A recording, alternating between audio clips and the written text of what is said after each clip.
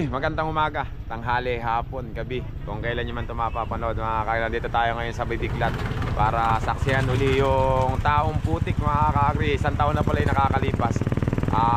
Nung nakaraang taon, meron ako na-interview dito. Sinabi ko, bakit nyo po ba ginagawa yan? Ayan sila, mga kakagri. Ang dami nila, di ba, mga kakagri? Meron ako isang pinakamagandang naging sagot, mga kakagri, isang matanda. Sabi niya kasi, nung daw panahon ng hapon, nung sinugod yung bayan na to, doon daw sila nagtago sa may simbahan na yon. Kaya magmula daw nung ano na yon, namamanata na siya hanggang ngayon, mga kakri. Tingnan natin kung andun pa uli yung matanda na yon. Hanapin natin, mga kakri. Wala nang intro, mga kakri. Let's do it, mga kakri. Ito ARTV. Hello po, mga kakri. Sabi ko sa inyo, mabilis lang. Nandito na tayo sa simbahan nila, mga kakri. Tulad na sabi ko sa inyo, noong isang taon may nakita akong matanda rito. Yun yung pinakamagandang message na nakita ko rin. Nagpunta raw siya rito dati nung bata siya. Dito siya nagkanlong. Dami tao, mga kakri. Hello po. Hello po. Hello po. Okay. Hello. Ang dami na, palabas na yung iba, mga kakri. Hello po. Gandang umaga, ma'am, sir.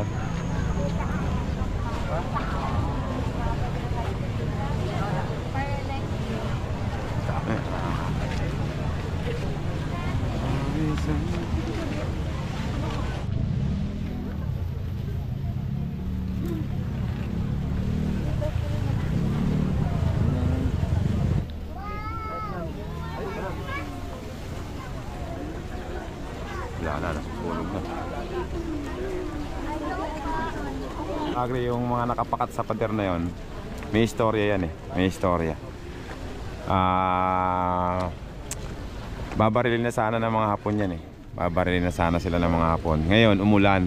Ngayon pala yung Hapon, pagka meron silang pamahiin, pagka tanghaling tapat yata yun, pag tanghaling tapat biglang umulan, huwag nilang itutuloy yung gagawin nila, kaya hindi pinatay yung mga umulan. Kaya tumalikod yung mga Hapon, hindi sila nahanap ko yung matanda dating nakakausap ko noon eh. Dito siya nakapwesto, mga kakagri. Parang wala na siya ngayon. Matanda na yun eh. Kasama raw siya dati dun sa may isandaan na yun eh. Bata siya. Nakaala na nga siya. Dito siya dati nakapwesto na, mga kakri.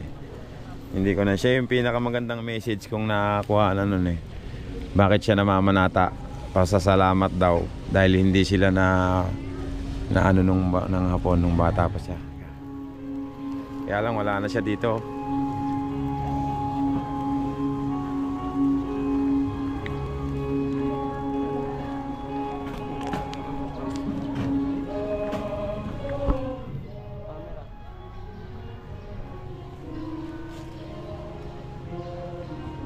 At aral ni Jesus, maisabuhay nawa namin ang payak na pamumuhay. Hello po. Hello po. Maisapuso nawa namin ang kababaang loob mo upang kami maging kalugod-lugod na kapatid ni Jesus na pinsan mo.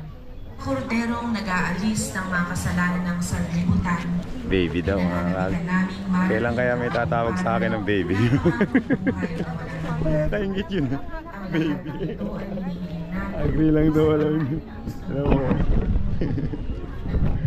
Baby. Kasama mo at ng Espiritu Santo magpasawalang.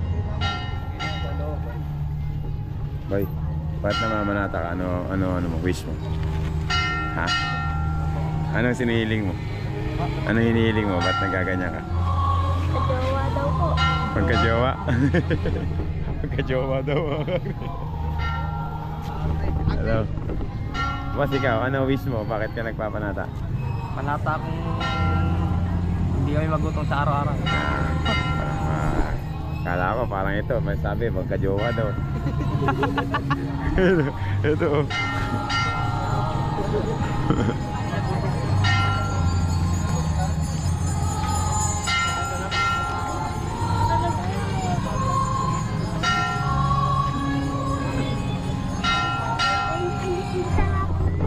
nakita yung matanda rito. Kanina ko pa siya hinahanap mga kakri. Hindi ko na nakita.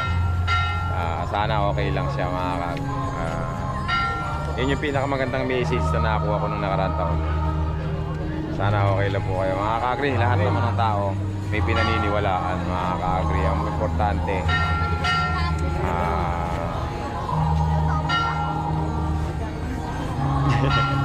ano ko pa sasabihin? Kakri. Hello po.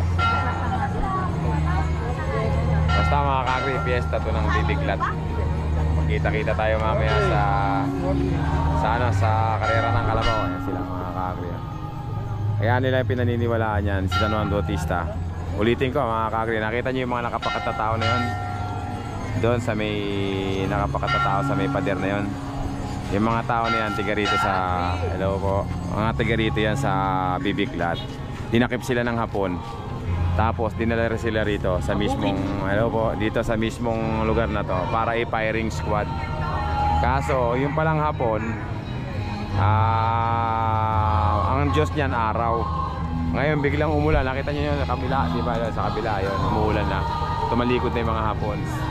Hindi pala sumasang-ayon yung Diyos nila. Kapag umulan, napatayin nila yung mga Pilipino na yun. Kaya hindi pinagpapatay lahat yung mga kalalakihan dito sa Bibiglat. Ayun, dinakip sila para patayin.